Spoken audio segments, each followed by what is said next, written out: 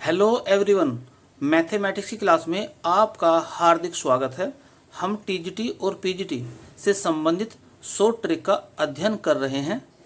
Short trick के द्वारा जब आप एग्जाम में क्वेश्चन सोल्व करेंगे तो आपके टाइम की बचत होगी और आप अच्छा स्कोर कर पाएंगे। आज हम बात करने जा रहे हैं परमुटेशन एंड कॉम्बिनेशन से संबंधित एक शॉर्ट ट्रिक के बारे में, जिसे हम बॉक्स मेथड के नाम से भी जानते हैं।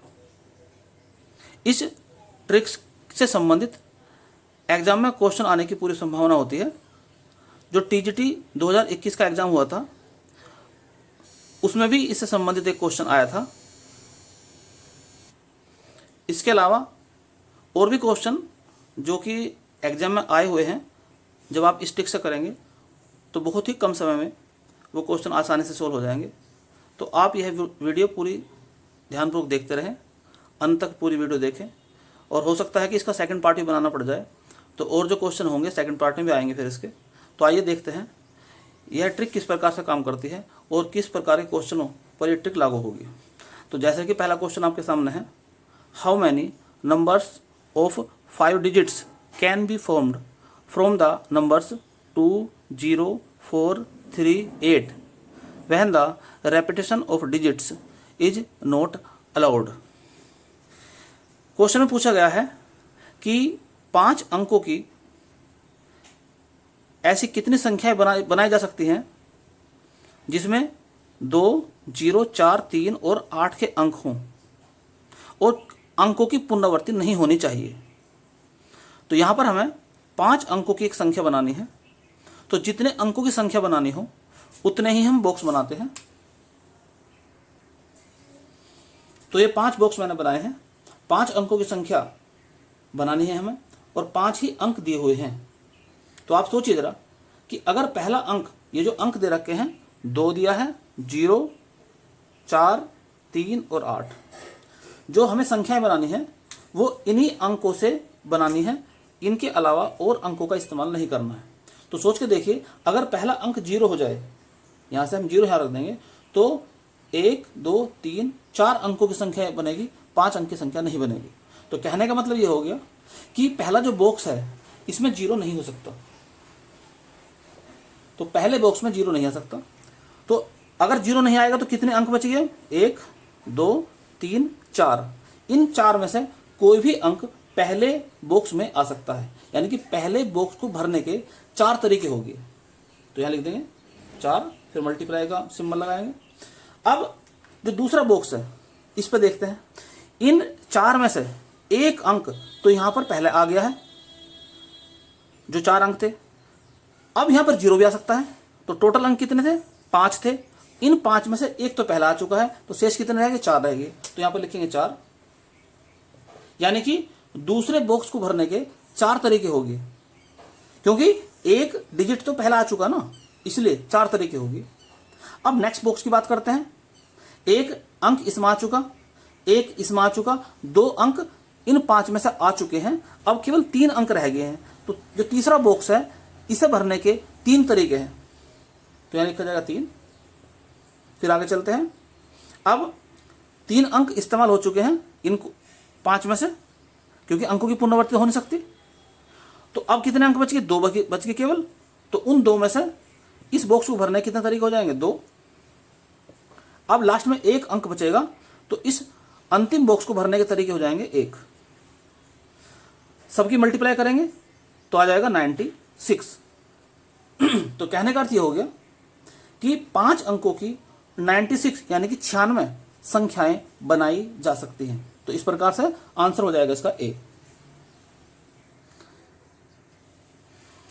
तो नेक्स्ट क्वेश्चन आपके सामने है, how many numbers lying between 500 and 600 can be formed with the help of the digit 1, 2, 3, 4, 5, 6 when the digits are not to be repeated। तो क्वेश्चन किस प्रकार से पूछा गया है कि 500 से 600 के बीच में इन डिजिट के द्वारा कितनी संख्याएं बनाई जा सकती हैं, और साथ ही साथ ये बात भी है कि अंकों की पुनरावृत्ति ना हो। तो 500 से 600 के बीच में कितनी संख्याएं बनाई जा सकती हैं जिससे कि अंकों की पुनरावृत्ति ना हो। तो सबसे पहले ये सोचते हैं कि 501 लिखने में कितने अंक होंगे। तो 3 अंक होंगे 501 लिखने में, और 599 लिखने में कितने अंक होंगे, वहां पर भी 3 अंक होंगे। तो सीधी सी बात यह होगी कि 500 से 600 के बीच में 3 अंकों की संख्याएं हैं। तो यानी कि बॉक्स कितने बनेंगे, 3 बॉक्स बनेंगे। अब सोचते हैं कि पहले बॉक्स को भरने के कितने तरीके हो सकते हैं। सोचिए जरा, अगर पहले बॉक्स में 1 लिख दिया जाए तो संख्या की शुरुआत होगी 100 से। 500 से नहीं हो सकती, क्योंकि 500 से 600 के बीच की संख्या लेनी है हमें। तो पहले बॉक्स में 1 नहीं हो सकता। 2 रखेंगे, 2 भी नहीं हो सकता, क्योंकि शुरुआत होगी 200 से। फिर 3 भी नहीं हो सकता, 4 भी नहीं हो सकता, और 6 भी नहीं हो सकता। 6 इसलिए नहीं हो सकता कि जैसे हम 6 लिखेंगे यहाँ तो 600 से शुरुआत होगी फिर, और उसने कहा है 500 से 600 के बीच में, अर्थात 600 से कम, 599 तक की संख्या लेनी है हमें। तो 6 भी नहीं हो सकता। तो पहले बॉक्स में केवल 5 हो सकता है। यानी कि पहले बॉक्स को भरने का केवल और केवल एक तरीका है कि 5 ही आएगा, एक ही तरीका है इसे भरने का। अब दूसरे बॉक्स पर ध्यान देते हैं। दूसरे बॉक्स में क्या हो सकता है ये सोचते हैं जरा। अब चूंकि 5 तो पहले आ चुका है, तो 5 तो आएगा नहीं, क्योंकि क्वेश्चन की शर्त यह है कि अंकों की पुनरावृत्ति नहीं होनी चाहिए। तो दूसरे बॉक्स के अंदर 5 नहीं आएगा। अब क्या रहेगा फिर, 5 के अलावा क्या हो सकता है, 1 भी आ सकता है, 2 भी, 3 भी, 4 भी और 6 भी। इस दूसरे बॉक्स में इन में से कोई भी आ सकता है, लेकिन 5 नहीं आएगा। तो दूसरे बॉक्स को भरने के तरीके हो गए, इसमें 1 भी हो सकता है, या 2 आ सकता है, या 3, या 4, या 6। यानी कि दूसरे बॉक्स को भरने के तरीके हो गए 5। आगे चलते हैं। 5 भी आ चुका है, और इन 5 नंबर में से एक कोई नंबर से भर जाएगा। तो अब कितने अंक बचेंगे, 4 बचेंगे। जो तीसरा बॉक्स है इसे भरने के तरीके हो गए 4 केवल। तीनों की मल्टीप्लाई करो तो आ जाएगा 20। तो इस प्रकार से हम देखते हैं कि इसका आंसर बी सही है, सॉरी ए सही है। यानी कि 500 से 600 के बीच में 20 संख्याएं होंगी जो इन अंकों से मिलकर बनी होंगी। आइए देखते हैं नेक्स्ट क्वेश्चन। तो क्वेश्चन इस प्रकार से है, how many numbers lying between 99 and thousands be made from 2, 3, 7, 0, 8, 6 when the digits occur only once in each number। तो क्वेश्चन पूछा गया है कि 99 और 1000 के बीच में इन अंकों से मिलकर कितनी संख्याएं बनाई जा सकती हैं, जबकि प्रत्येक संख्या में जो अंक आएगा वो रिपीट ना हो। यानी कि एक संख्या के अंदर जो अंक आ गया है वो दूसरी संख्या में उसी स्थान पर ना आए। तो अंकों की जो रेपिटेशन है, पुनरावृत्ति नहीं होनी चाहिए। शर्त यह है। आप सोच रहे होंगे कि अगर अंकों की पुनरावृत्ति हो जाए तब क्या करेंगे, तो उसके लिए भी आगे चल के बताएंगे हम कि अगर अंकों की पुनरावृत्ति होती है तब क्वेश्चन किस प्रकार सोल्व किए जाते हैं। और एक बात और मैं बताता चलूँ आपको कि परमुटेशन और कॉम्बिनेशन को आप ध्यानपूर्वक अगर समझ लेंगे तो जो प्रोबेबिलिटी हम पढ़ाएंगे वो आपको समझना बहुत आसान हो जाएगा, और उसके जो ट्रिक हैं बहुत सारी वो यहीं से आपको हेल्प करेंगे। तो आइए देखते हैं इस क्वेश्चन को भी कैसे शुरुआत करते हैं।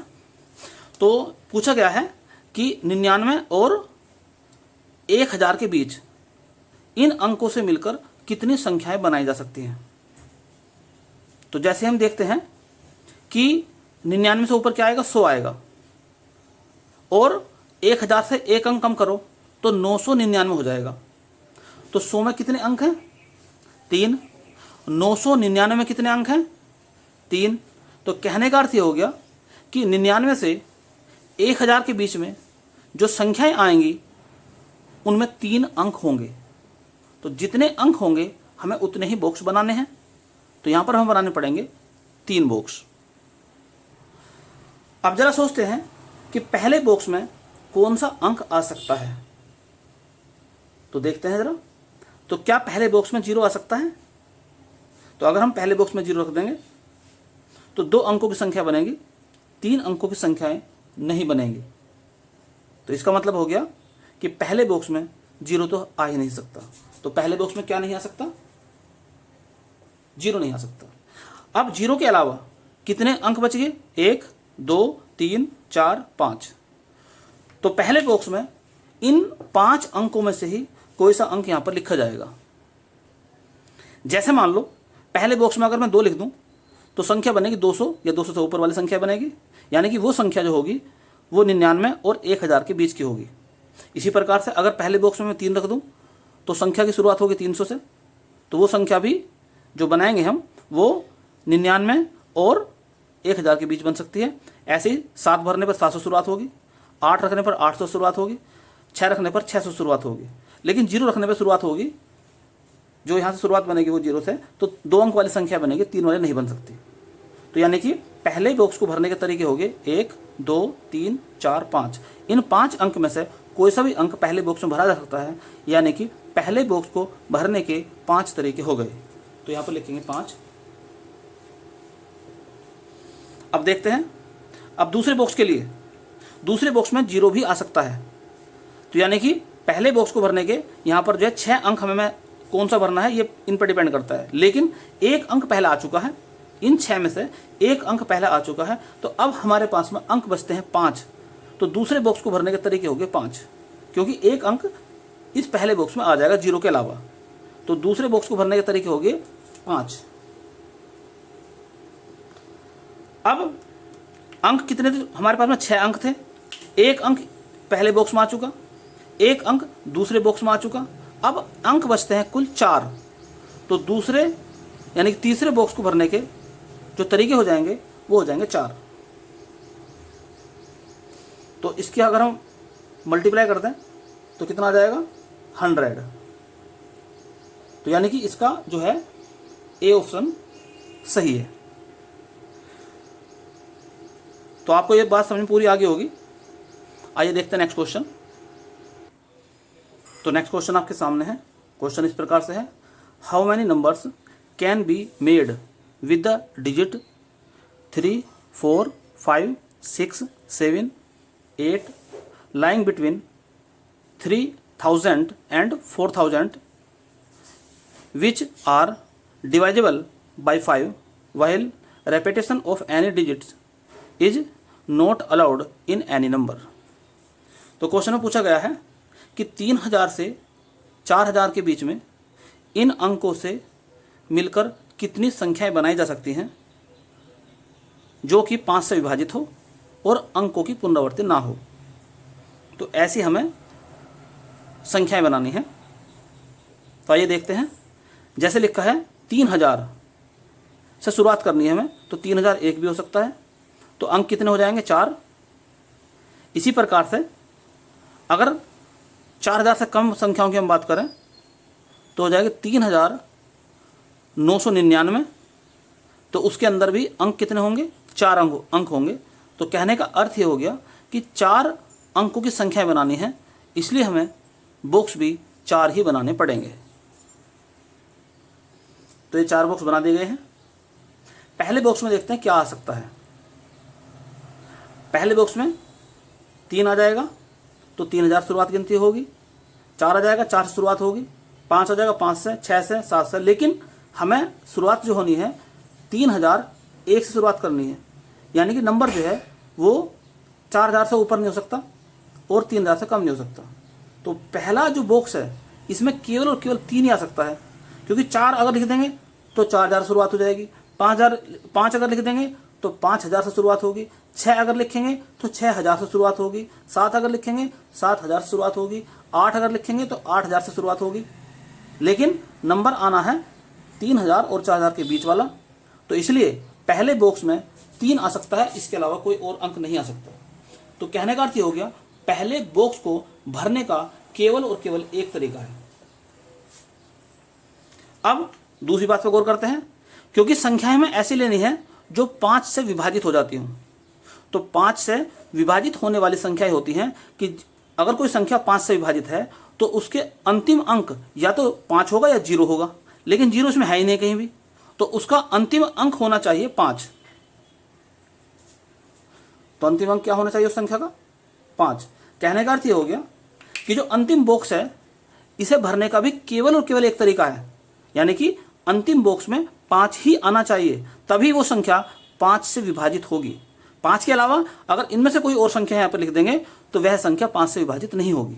अगर इसमें 0 होता तो यहाँ 5 के स्थान पर 0 भी लिख सकते थे, यानी कि उस टाइम पर इसके भरने के तरीके हो जाते 2, एक 5 और एक 0। लेकिन चूंकि यहाँ पर 0 नहीं है, इसलिए अंतिम बॉक्स को भरने का केवल और केवल एक ही तरीका है। तो कितना तरीके होंगे इसके भरने, कितनी विधि होगी? 1। अब बात करते हैं कि 3 का अंक भी आ गया है, 4 का अंक भी आ गया है। अब कितने अंक हमारे पास में रह गए हैं? 1, 2, 3, 4 अंक रह गए हैं। अब जो दूसरा बॉक्स है उस बॉक्स में इन 4 में से कोई सा भी अंक लिया जा सकता है। कहने का अर्थ हो गया कि इस दूसरे बॉक्स को भरने के तरीके हो गए 4। अब जो बचे हुए नंबर हमारे पास 4 थे, 1, 2, 3, 4, इन 4 अंक में से एक अंक तो यहां पर आ चुका है, तो अब 3 अंक रह गए हैं, एक बॉक्स बच रहा है, 3 अंक है, तो इस बचे हुए बॉक्स को भरने के केवल और केवल 3 तरीके होंगे। तो कुल तरीके कितने हो जाएंगे? आपस में इनकी मल्टीप्लाई करेंगे तो 12 आएगा, तो ऑप्शन हो जाएगा बी सही, यानी कि 3000 से 4000 के बीच 12 ऐसी संख्याएं होंगी जो 5 से विभाजित होंगी। तो नेक्स्ट क्वेश्चन आपके सामने है, how many even numbers of 3 different digits can be formed from 1, 2, 3, 4, 5, 6, 7, 8 and 9। Repetition is not allowed. तो क्वेश्चन पूछा गया है कि 3 अंकों की इवन यानी कि सम संख्याएं कितनी बनाई जा सकती हैं जिनके अंदर ये अंक आते हों और अंकों की पुनरावृत्ति ना हो। तो अंकों की पुनरावृत्ति नहीं होनी चाहिए और 3 अंकों की हमें संख्या बनानी है, और संख्या भी कैसी होनी चाहिए? इवन यानी कि सम संख्या होनी चाहिए। तो सम संख्या कैसे कहते हैं? जिसके लास्ट में या तो 2 हो या 4 हो या 6 हो या 8 हो। तो ऐसी संख्याएं जिनके लास्ट के अंक 2, 4, 6 या 8 होते हैं, ऐसी संख्याओं को हम सम संख्याएं कहते हैं। तो कहने का अर्थ ये हो गया कि अंतिम जो डिजिट होगा उसमें या तो 2 आएगा या 4 या 6 या 8। तो अंतिम बॉक्स में 2 आ सकता है, 4 आ सकता है, 6 आ सकता है और 8 आ सकता है। इन चारों में से कोई एक अंक यहां पर आ सकता है, यानी कि अंतिम बॉक्स को भरने के तरीके हो गए 4। अब देखते हैं पहले बॉक्स में क्या आएगा।